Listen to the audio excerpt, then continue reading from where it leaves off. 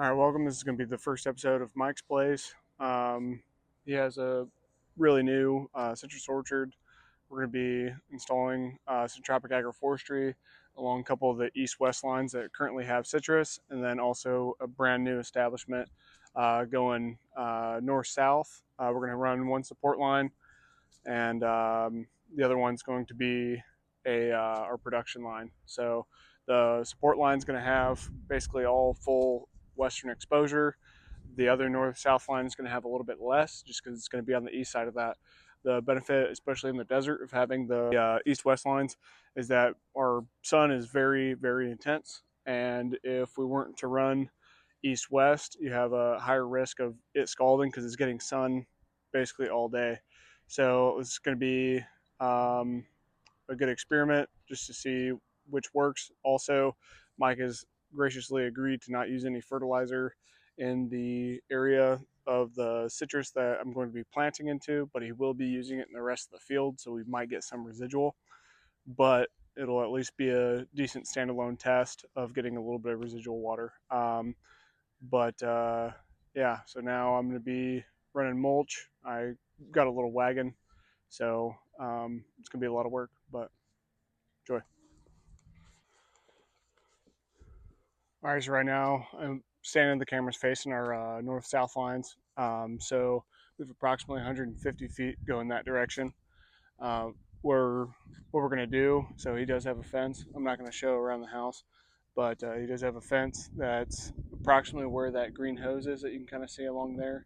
So we're going to be leaving that space open, so that way if he ever wants to access, he can either go around or he can go through. What we'll do in that area is we'll put banana circles or guilds, and what that'll do is that'll increase the amount of material that's in there, so we're not losing space by creating that entrance.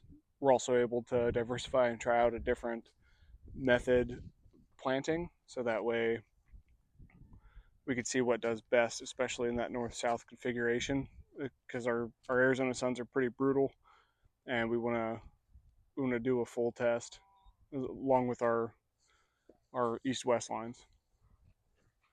So now we're facing down our east-west lines. He already has the young citrus planted all the way down, and so we want to be able to grow in between those or right next to the trees.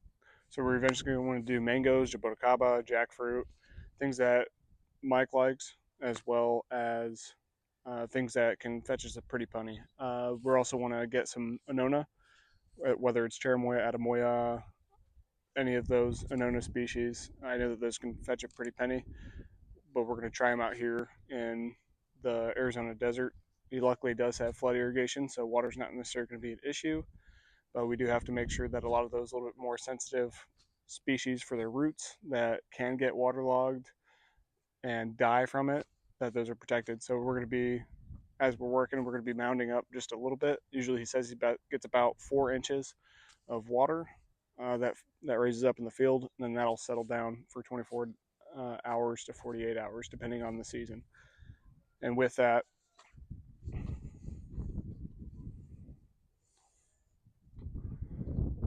our mulch is also going to be holding on to that moisture and readily giving it to the roots as the roots need it. So this is an example before I cover everything up of the plan for the rest of the support row and then the production row plus the east-west lines. That would be a little bit different, probably more so kind of berms in between the citrus trees, but for over here we have brought it down maybe an inch or two, put it down in the center, and so that way it raises it a little bit more out of the water, because we're going to have plenty of water because of the mulch. And then on the edges, as we come along logs or large branches, those are going to go in there, and so those will be stores of moisture around. If those young seedlings need them, then they'll go and reach out for the logs. That carries on. So about there, I'll finish up this other side for today. We got a lot more mulch and digging to go. All right, we got our first 30 feet of the new bed, all mulched and ready. I'll probably add more mulch later on, but right now this is a good start.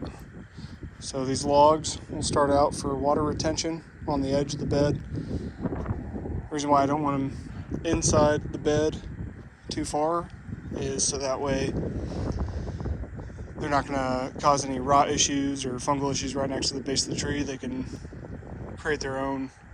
The fungus that gets in these can share the nutrients from those with the trees that are going to be about 3 feet away. And then on the other side, I don't have any logs, so I'm not really going to push that over the ditches I made, so that way I could throw logs in there later, but I'll cover the other side.